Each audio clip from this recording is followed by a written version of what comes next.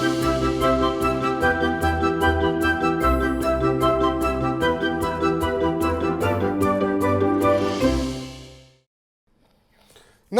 आभार, अभिनंदन, स्वागत आप सभी का। हेलो मनी 9, मेरा सवाल है मैं हूं विपुल सिंह। और 4 दिन की लगातार मजबूती तेजी के बाद आज थोड़ी सी मुनाफा वसूली बाजार के अंदर देखने को मिल रही है। ऊपरी स्तरों से थोड़ा हल्का होता हुआ बाजार इस समय दिखाई दे रहा है।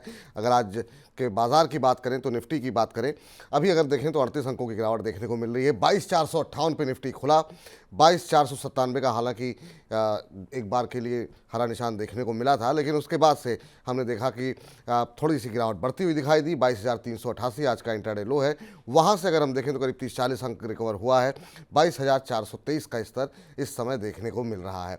एडवांस डिक्लाइन रेशियो की बात करें अगर, तो वहाँ पर अभी भी बुल्स भारी पड़ते दिखाई दे रहे हैं, क्योंकि जो मिड कैप और स्मॉल कैप शेयर्स हैं वहाँ पर हम देख रहे हैं छोटी मझोली कंपनियों में अभी भी खरीदारी देखने को मिल रही है।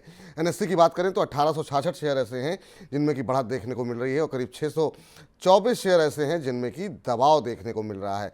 और दबाव में आज हम देख रहे हैं आईटी भी दिख रहा है। मजबूती कहाँ देखने को मिल रही है? मजबूती हम देख रहे हैं कि जिन शेयरों में अच्छी बढ़त देखने को मिल रही है उसमें लीड कर रहा है रियल्टी शेयर। क्या शानदार मूव पिछले 2-3 दिन के अंदर देखने को मिला है।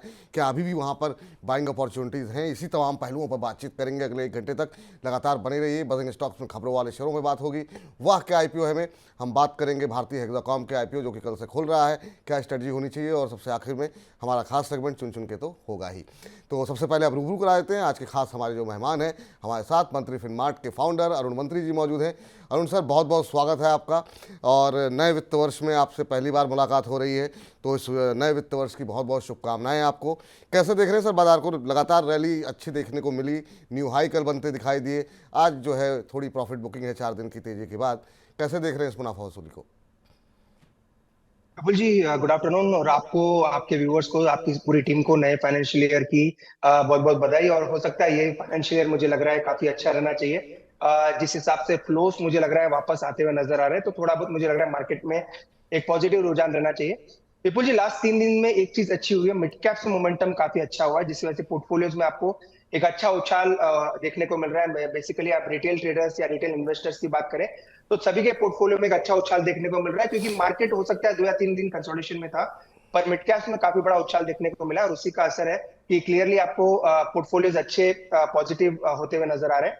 तो मुझे लग रहा है ये तेजी जारी रहनी चाहिए, पर हो सकता है निफ्टी आपको कंसोलिडेशन में नजर आए, और स्टॉक स्पेसिफिक मुझे लग रहा है काफी अच्छे रुझान देखने को मिल सकते हैं। जी, चलिए, बहुत सारी बड़ी संख्या में सर आपसे प्रश्न पूछने के लिए लोग बेताब हैं, और कार्यक्रम शुरू होने से पहले ही काफ़ी सारे प्रश्न हमारे पास आ गए हैं। और एक हमारे दर्शक हैं जिन्होंने होम डिलीशियस 69 के नाम से अपनी आईडी बनाई हुई है।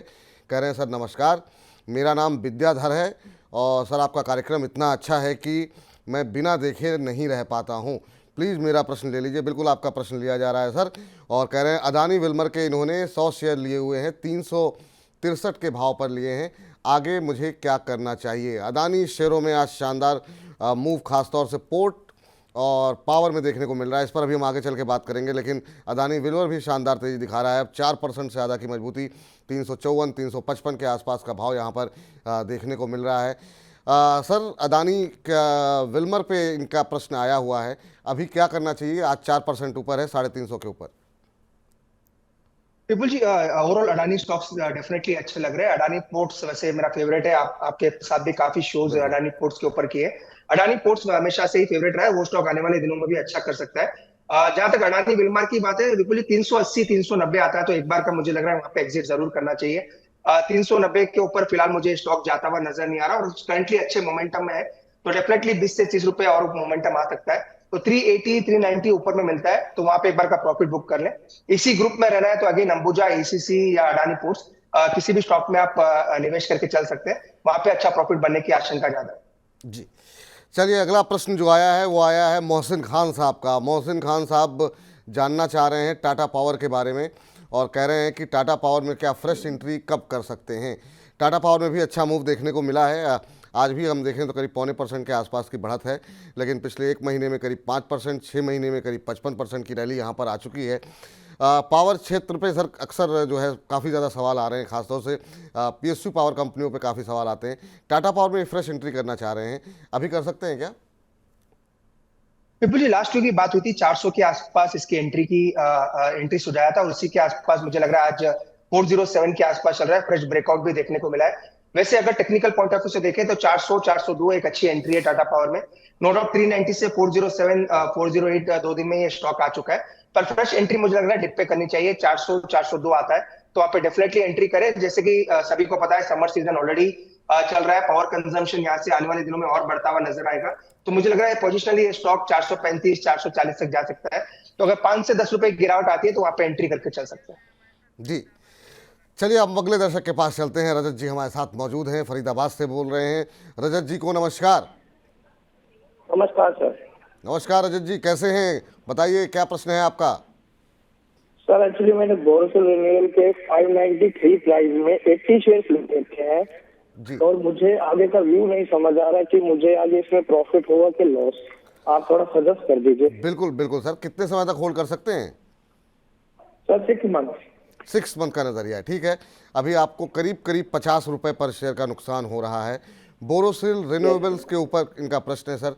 593 पे लिया था, 546 के आसपास ये शेयर आ चुका है। पिछले एक महीने में 4% के आसपास का नेगेटिव रिटर्न यहाँ पर देखने को मिला है। अभी क्या सलाह रहेगी? ऊपरी स्तरों से फिसलता हुआ दिखाई दे रहा है शेयर। विपुल जी, ये डेफिनेटली होल्ड करने की सलाह रहेगी। और स्टॉक काफी बेहतरीन है, फंडामेंटल्स काफी स्ट्रांग है, टेक्निकली भी ओवरऑल सभी मूविंग एवरेज के ऊपर ट्रेड कर रहा है। एक लेग ऑफ रैली पेंडिंग है, अगर वो लेग ऑफ रैली आती है तो वापस ये स्टॉक आपको 600 के ऊपर जाता हुआ नजर आ सकता है। तो डेफिनेटली होल्ड करें। अगर आप एवरेज कर सकते हैं, कैपिटल लगा सकते हैं, तो करंट लेवल पे एवरेज भी कर सकते हैं, परफेक्टली सपोर्ट के आसपास है। तो होल्ड करने की राय रहेगी। 600 से 620 का इमीडिएट टारगेट रहेगा। अगर आप एवरेज करना चाहें तो करंट लेवल के भी आसपास कर सकते हैं। टेक्निकली ब्रेकआउट के आसपास है। एक बार अगर ये स्टॉक 560 के ऊपर निकलेगा तो इजीली आपको 600 के पार निकलता हुआ नजर आ सकता है। 600 से 620 तक के लक्ष्य यहाँ पर देखने को मिल सकते हैं। अगर आप एवरेज करना चाहें तो मौजूदा स्तरों पर आप एवरेज भी कर सकते हैं। इससे आपकी लागत जो है वो थोड़ी कम हो जाएगी। चलिए, इस बीच फैक्ट ऐड के नाम से इन्होंने अपनी आईडी बनाई हुई है। कह रहे हैं नमस्ते सर जी। नमस्कार फैक्ट ऐड जी, अपना नाम भी लिख देते तो अच्छा होता। कह रहे हैं इरकॉन में खरीदारी कर सकते हैं क्या? अभी रैली अच्छी खासी आ चुकी है। रेलवे शेयर फिर से फैशन में आ गए हैं सर, और पिछले जो बाजार के अंदर रिकवरी आई है उसमें काफ़ी शानदार मूव हमने देखा। आरवीएनएल में, इरकॉन में, आईआरएफसी में देखने को मिला है। आज भी ये शेयर इरकॉन का 3-3.25% ऊपर कामकाज करता हुआ दिखाई दे रहा है। अभी क्या फ्रेश एंट्री करना चाह रहे हैं? क्या इस रैली में ले सकते हैं या आपको लगता है कि देर हो गई है थोड़ी? विपुल जी, डेफिनेटली ले सकते हैं। ये वन ऑफ माई स्टॉक रहा है आज के पिक में। तो जो हम चुन चुन के का स्टॉक देते हैं तो पहले रिवील कर देता हूँ। ये एक स्टॉक उसमें रहा है, और रेलवे स्टॉक सभी मोमेंटम में है। और मुझे लगा है आईआरएफसी, इरकॉन, राइट्स तीनों में ही अच्छे ब्रेकआउट नजर आ रहे हैं। तो अगर आपको पिक करना है तो आईआरएफसी और इरकॉन करके चल सकते हैं। इरकॉन थोड़ा चल चुका है, 2 से 3 रुपए अभी रिसेंटली मूवमेंट आया लास्ट हाफ एन आवर में। अगर वहां पे वापस 231 232 आता है तो अच्छे लेवल्स रहेंगे एंट्री करने के लिए। तो इरकॉन डेफिनेटली बाय करके चल सकते हैं। टेक्निकली ब्रेकआउट भी देखने को मिला है। इवन आईआरएफसी भी मुझे लग रहा है करंट लेवल से कंसोलिडेशन के बाहर आता हुआ नजर आ रहा है। तो अगर शॉर्ट टर्म ट्रेडिंग के लिए बाय करना है तो आईआरएफसी, इरकॉन दोनों को ही बाय करके चल सकते हैं। आईआरएफसी अगर बाय करते हैं तो 143 का स्टॉप लॉस जरूर मेंटेन करें। ठीक, तो ये सलाह यहाँ पर निकल करके आती हुई आईआरएफसी, इरकॉन दोनों में ही अच्छे लग रहे हैं, लेकिन इरकॉन में थोड़ी तेज़ी आ चुकी है। इस बीच शफीक अंसारी साहब की टिप्पणी आई। कह रहे हैं विपुल भाई एंड मंत्री सर नमस्कार। नमस्कार शफीक साहब, कैसे हैं आप? कह रहे हैं बहुत दिनों से आप नमस्कार स्वीकार नहीं कर रहे हैं। कैसी बात कर रहे हैं सर? आपका कार्यक्रम है, बिल्कुल नमस्कार स्वीकार कर रहे हैं आपका। टाइड वाटर ऑयल के ऊपर इनका प्रश्न है, क्या बाइंग की जा सकती है? अब बाजार के अंदर रिकवरी थोड़ी सी आती नहीं है, सब लोग जो है वो खरीदारी की तरफ जो है वो भागने लगते हैं। चलिए ठीक है, पूछते हैं कि यहाँ पर टाइड वाटर में खरीदारी कर सकते हैं कि नहीं। लेकिन आज तो काफ़ी अच्छी रैली ऑलरेडी आ चुकी है। 4.5% से ऊपर जो है टाइड वाटर ऑयल का शेयर इस समय जो है 1514 1515 के आसपास ट्रेड करता हुआ। खरीदारी कर सकते हैं क्या सर आज की जो रैली है उसके बावजूद? विपुल जी, एग्जैक्टली जो मैंने समझा इनका क्वेश्चन, ये ट्रेडिंग की बात कर रहे हैं। अगर ट्रेडिंग के लिए बात कर रहे हैं तो डेफिनेटली कर सकते हैं। 3 मूविंग एवरेज को आज बाइसेक्ट करने के बाद स्टॉक ऊपर की तरफ निकल रहा है, तो ट्रेडिंग के लिए डेफिनेटली कर सकते हैं। इन्वेस्टमेंट की डेफिनेटली कोई राय नहीं है, क्योंकि बड़ा कोई कवरेज स्टॉक पे नहीं है, पर ट्रेडिंग के लिए बाय करके चल सकते हैं। 1480 के स्टॉप लॉस के साथ बाय करें। मुझे लग रहा है स्टॉक 1580 1590 के आसपास जा सकता है। तो ट्रेडिंग के लिए डेफिनेटली बाय करके चल सकते हैं। 1490 का स्टॉप लॉस जरूर मेंटेन करें। चलिए, अगले दर्शक हमारे साथ सुरेंद्र सिंह जी जुड़ चुके हैं प्रश्न पूछने के लिए। सुरेंद्र जी नमस्कार। नमस्कार सर। नमस्कार। नमस्कार, कैसे हैं सुरेंद्र जी? कहाँ से बोल रहे हैं? सर मैं अमृतसर के पास में से बोल रहा हूँ। चलिए अमृतसर से के पास से बोल रहे हैं, चलिए बहुत अच्छी बात है सर। क्या प्रश्न पूछना चाह रहे हैं सर? सर मेरे को ये है कि पूछना था कि बीबीएल के कहाँ एंट्री कर सकते हैं। 10,000 रुपये लगाना चाहता था, मेरे पास पहले भी है। जी। तो मैं बहुत छोटा इन्वेस्टर हूँ, बहुत ही छोटा। अच्छा अच्छा, तो ये शेयर कैसे आइडेंटिफाई और किया तो आपने वरुण बेवरेज को? तो सर मेरे पास पहले से है। अच्छा, पहले से हैं, 10,000 और लगाना चाह रहे हैं। हाँ मेरे पास, हाँ लगा हुआ है। मेरी एवरेज प्राइस है 975 रुपये। ओहो, चलिए अच्छी बात है सर। 975 रुपये की आपकी बाइंग प्राइस है और 1400 चल रहा है, तो 500 रुपये पर शेयर बन रहे हैं आपके। 10,000 रुपये आप और लगाना चाहते हैं। ये हम पूछ लेते हैं अरुण जी से कि क्या इन लेवल्स पे एंट्री करनी चाहिए कि नहीं करनी चाहिए। हालांकि आपको बता दें, हाल फिलहाल में जो है मोतीलाल ओसवाल की तरफ से एक रिपोर्ट आई थी जिसमें 1600 रुपये तक के लक्ष्य यहाँ वरुण बेवरेज पे दिए गए थे। सर क्या सलाह रहेगी आपकी वरुण बेवरेज को लेकर के? फ्रेश एंट्री जो करना चाह रहे हैं, या कह सकते हैं कि आप और शेयर ऐड करना चाह रहे हैं? 975 के आसपास पुराने शेयर इनके पास पड़े हुए हैं।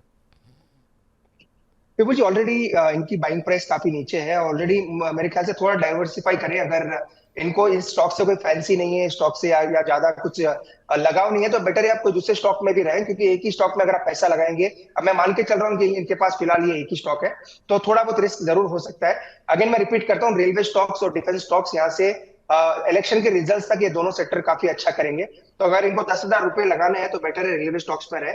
आईआरएफसी में करंट लेवल पे लगा सकते हैं। मुझे लग रहा है अगर 2 से 3 महीने का व्यू है तो आईआरएफसी यहाँ से काफी अच्छा आउट परफॉर्मेंस दिखा सकता है। अगर निवेश के लिए ही करना है, अगर आप बीबीएल में ही निवेश करना चाहते हैं, तो 1350 से 1300 के बीच में मिलता है, तो वहां पे निवेश करें।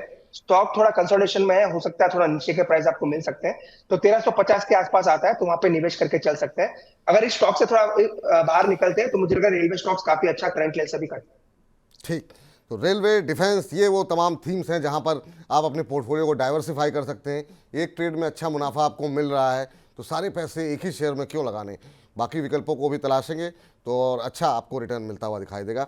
राहुल चौधरी जी का प्रश्न आया है। राहुल जी कह रहे हैं, विपुल जी जिंदाबाद। राहुल जी, आप जी जिंदाबाद हैं, और कह रहे हैं क्वेश्चन ले लीजिए प्लीज़। बिल्कुल आपका सवाल लिया जा रहा है सर।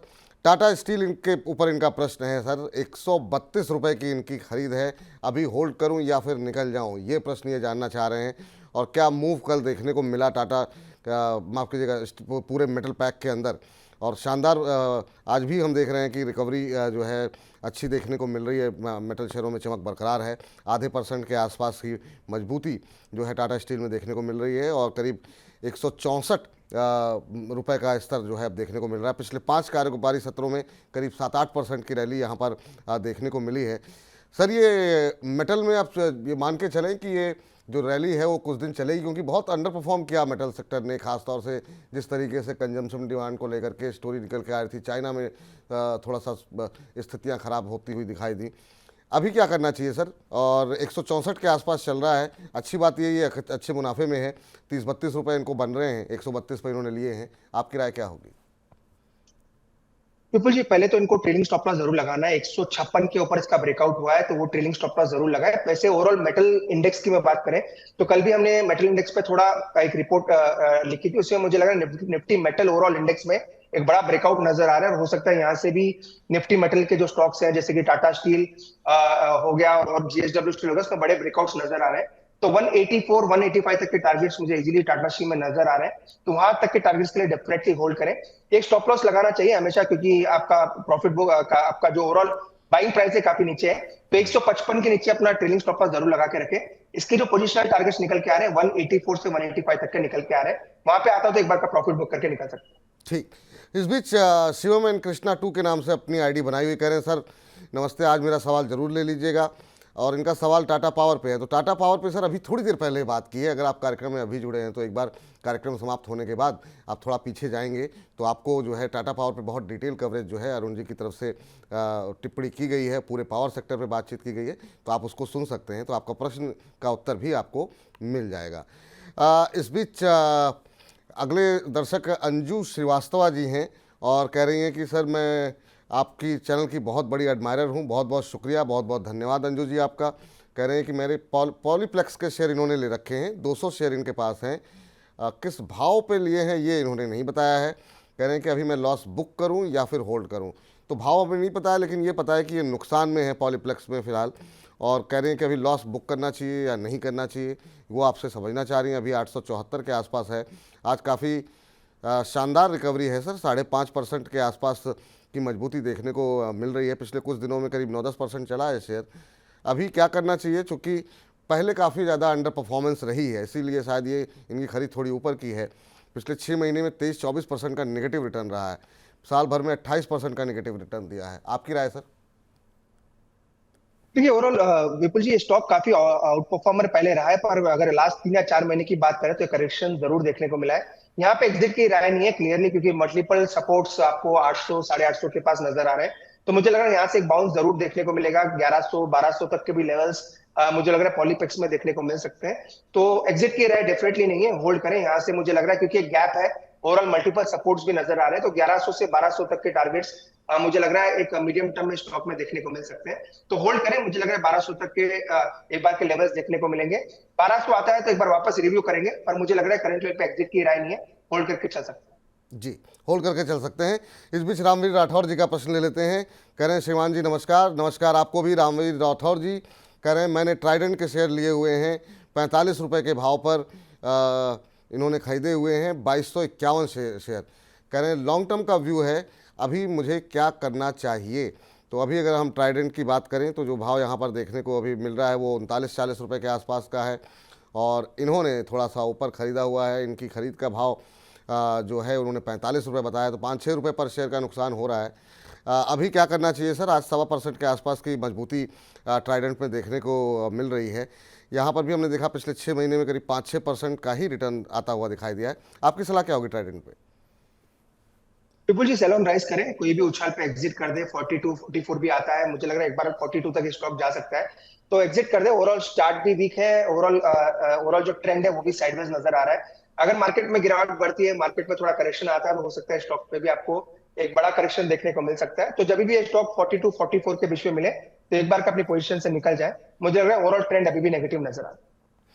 ओवरऑल ट्रेंड अभी भी नेगेटिव रह सकता है, ये राय आपके लिए निकल करके आती हुई। विटू राय जी का सवाल आया है। विपुल सर, अरुण सर को नमस्कार। नमस्कार आपको भी राय साहब। और कह रहे हैं एनबीसीसी में फ्रेश एंट्री कर सकते हैं क्या 6 महीने के लिए? और पीएसयू स्टॉक्स फिर से फोकस में आते हुए दिखाई दे रहे हैं। जो प्रश्नों का की झड़ी है उसमें हम देख रहे हैं कि एक बार फिर से पीएसयू शेयरों का दबदबा बढ़ता हुआ आज 2.25% ऊपर है। 127 128 का स्तर यहाँ पर देखने को मिल रहा है। एनबीसीसी सर काफ़ी शानदार मूव यहाँ पर भी देखने को मिला शेयर के अंदर। अब थोड़ा सा बीच में जब पीएसयू स्टॉक टूटे थे थोड़ा करेक्शन भी देखने को मिला। अभी क्या फ्रेश एंट्री करनी चाहिए एनबीसीसी के अंदर? बिल्कुल जी, एक बार वापस से स्टॉक मुझे लग रहा है 120 122 तक आ सकता है, क्योंकि 130 के आसपास एक रेजिस्टेंस है। ओवरऑल स्टॉक 105 से कंटिन्यूअसली ऊपर जा रहा है और 130 के आसपास वापस आ चुका है। तो 120 तक मुझे लग रहा है वापस जरूर डिप मिलेगा, वो डिप में जरूर बाई करें। तो थोड़ा वेट करें, करंट लेवल पे बाई करने की सलाह नहीं है। 120 के आसपास मिलता है तो अच्छे रिस्क रिवॉर्ड रहेंगे। वापस आपको 130 132 तक के लेवल्स देखने को मिल सकते हैं। तो स्टॉक ओवरऑल बुलिश है, थोड़ा डिप में बाई करें। 120 से 122 का जो रेंज है वो वहां पे 20 डे और 50 डे दोनों मूविंग एवरेजेस है, तो वहां पे आता तो बाई करके चल सकते हैं। चलिए, तो ये राय आपके लिए निकल करके आती हुई। और इस बीच जो है इरेडा एक ऐसा शेयर है जो कि पिछले 15-20 दिन से हम डेली शो कर रहे हैं, और डेली कम से कम 7-8-10 सवाल डेली आ जा रहे हैं। अब ध्रुवा हलदार जी का प्रश्न आया है और अभिषेक आनंद जी का प्रश्न है। ध्रुवा हलदार जी ने जो है 149 पे ले रखे हैं इरेडा, 1700 शेयर। और जो अभिषेक आनंद जी हैं वो जानना चाह रहे हैं इरेडा में फ्रेश एंट्री कब कर सकते हैं। इसके अलावा भी इरेडा पे काफ़ी सारे सवाल हैं, लेकिन सबके नाम लेना संभव नहीं होगा। लेकिन इन दोनों को सर अगर आप उत्तर दे सकें। एक व्यक्ति के पास 149 रुपये पे हैं, दूसरे एंट्री करना चाह रहे हैं अभी। क्या सलाह रहेगी इरेडा के अंदर? अभी भी हम देखें तो मोमेंटम बना हुआ है, लगातार अपर सर्किट पिछले 2-3 दिन से बना हुआ है। इसमें फ्रेश एंट्री के लिए सही कौन सा भाव रहेगा सर? विपुल जी, इसमें मुझे याद है ये स्टॉक के क्वेश्चंस अपने शो में लास्ट वीक भी देखने को मिले। 135 140 के आसपास हमने कहा था वहां पे एंट्री देखने को मिल सकती है। नो डाउट वहां से भी स्टॉक 130 125 तक जाके आया, पर अभी भी मुझे लग रहा है स्टॉक में स्टीम बाकी है। नो डाउट फ्रेश एंट्री की राय नहीं है क्लियरली, पर जिन्होंने नीचे लिया है, जिनके पास होल्डिंग है, जो अभी शॉर्ट टर्म के लिए जिसने बाई किया, तो 158 160 ये दो टारगेट्स मुझे लग रहा है स्टॉक में जरूर देखने को मिल सकते हैं।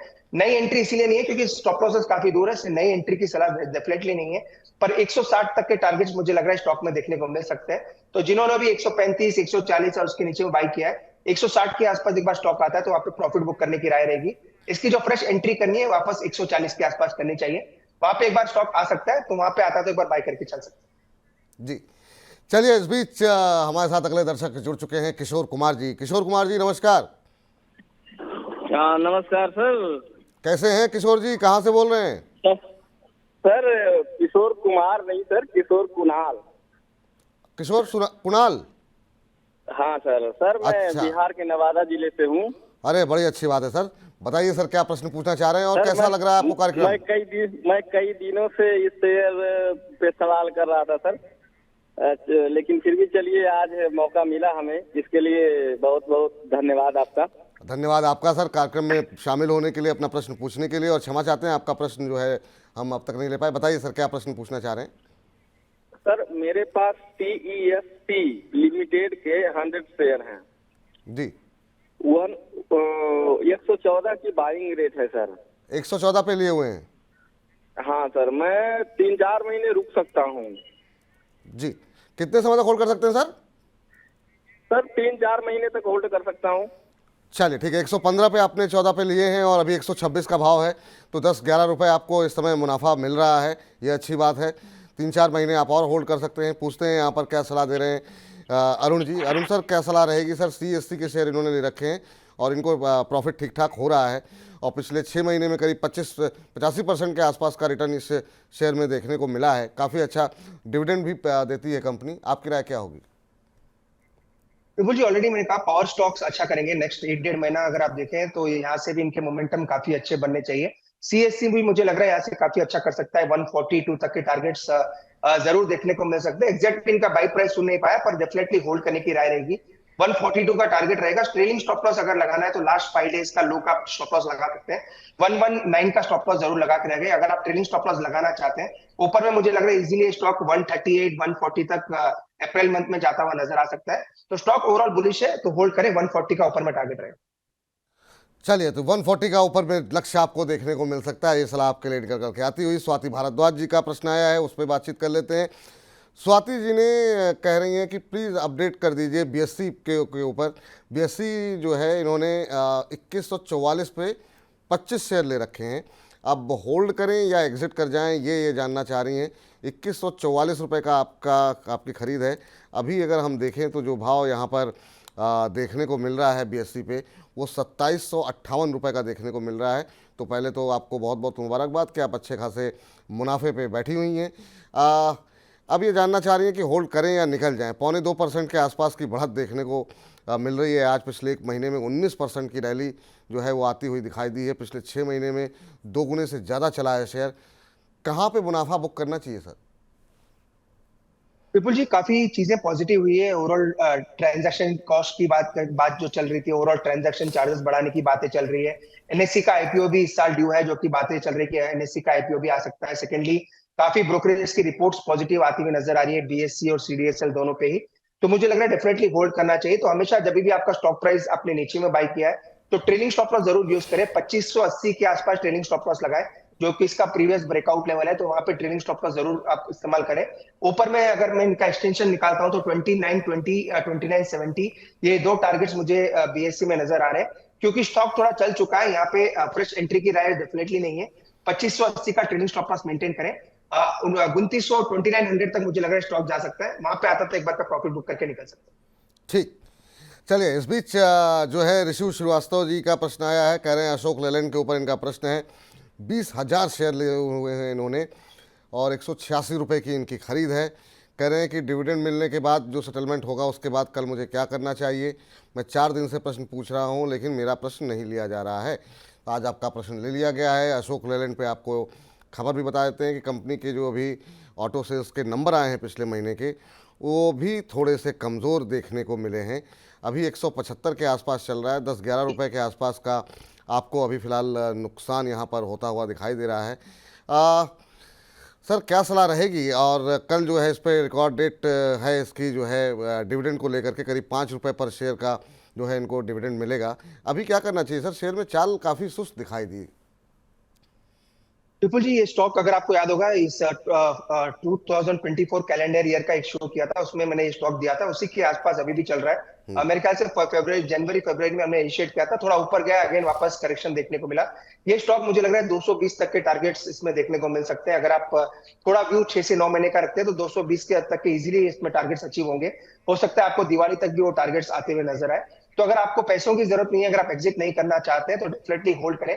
डिविडेंड जो आएगा कल, आपको कल 5 रुपए अगर डिविडेंड आता है तो स्टॉक प्राइस में एडजस्ट हो जाएगा, 170 के आसपास स्टॉक आ जाएगा और 5 रुपए का डिविडेंड आपके अकाउंट में आ जाएगा। तो डेफिनेटली एक्स डिविडेंड होने के बाद भी होल्ड करें।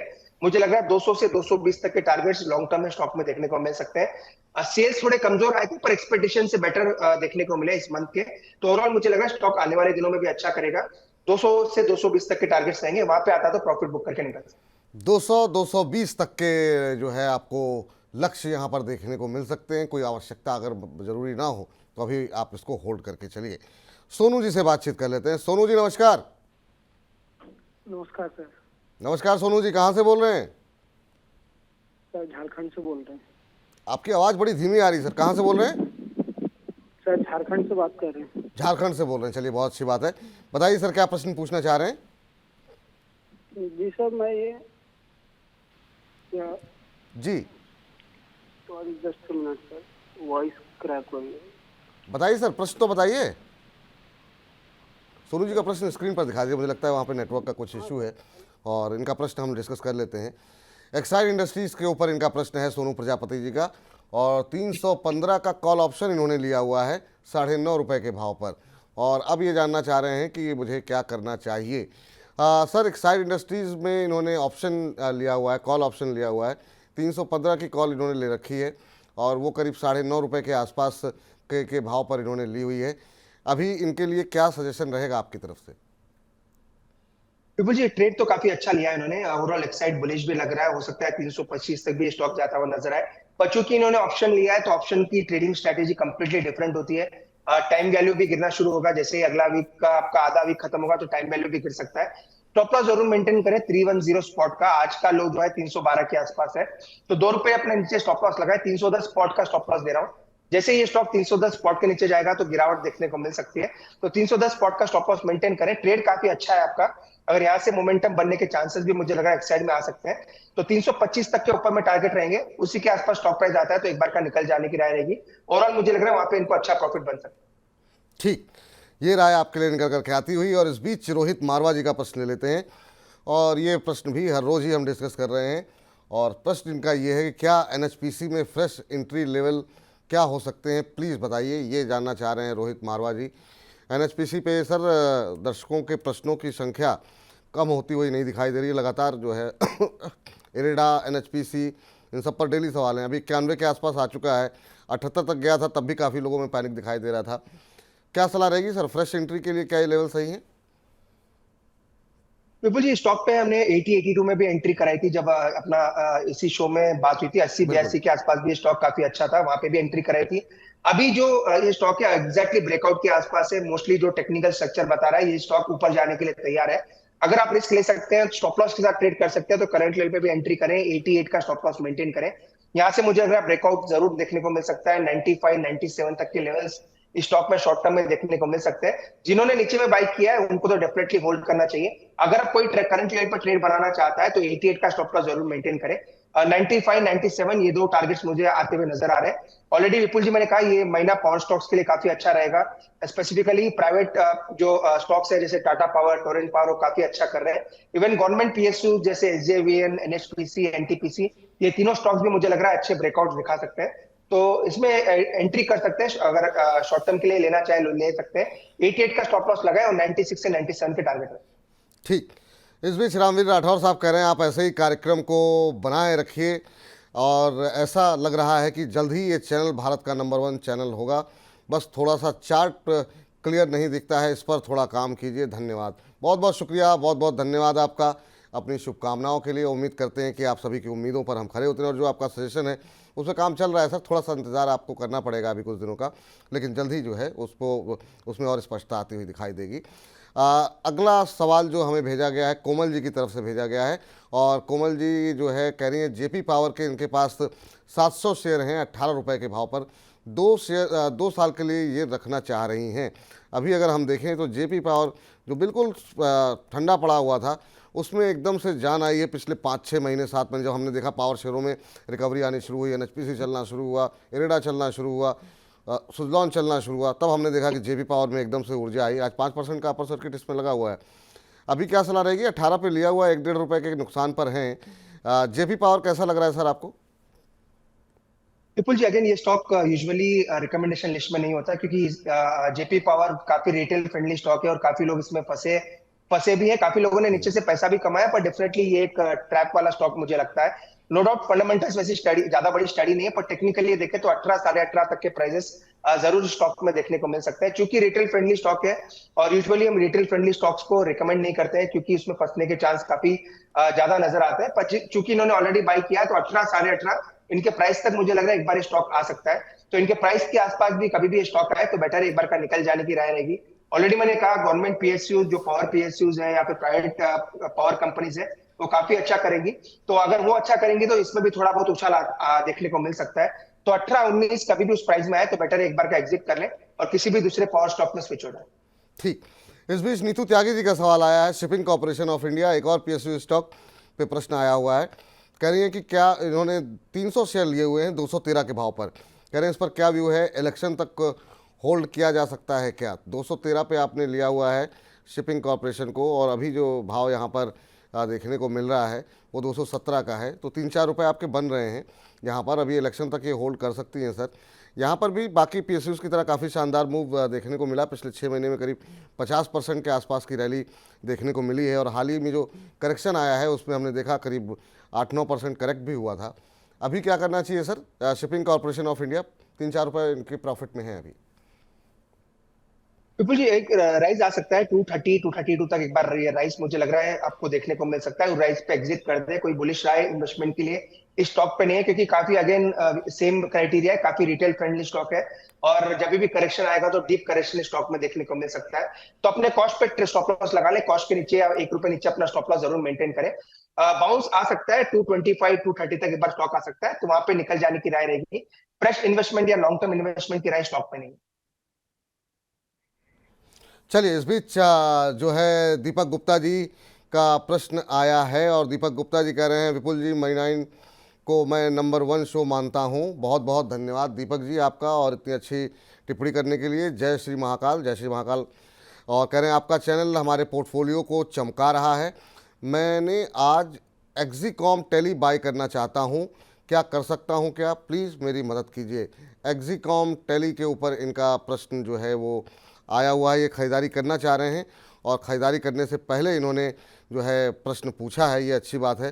3-3.25% ऊपर है, 208 का भाव यहाँ पर देखने को मिल रहा है सर।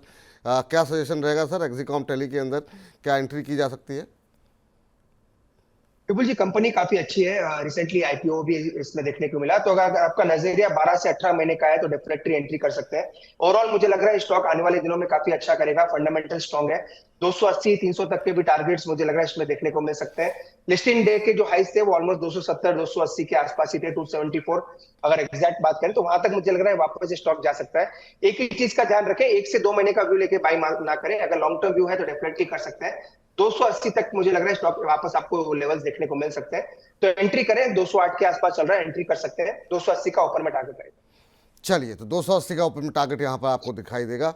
बबलू राजपूत जी का प्रश्न आया है, कह रहे हैं विपुल सर बहुत दिनों बाद पूछ रहा हूँ, प्लीज़ टेक माय क्वेश्चन। बिल्कुल आपका सवाल ले रहे हैं सर। 100 शेयर इन्होंने लिए हुए हैं एसजेवीएन के, और 121 रुपये की इनकी खरीद है। पावर क्षेत्र की एक और कंपनी जिस पर काफ़ी सवाल आते हैं, इरेडा, एनएचपीसी, एसजेवीएन, और सब चमक रहे हैं आज।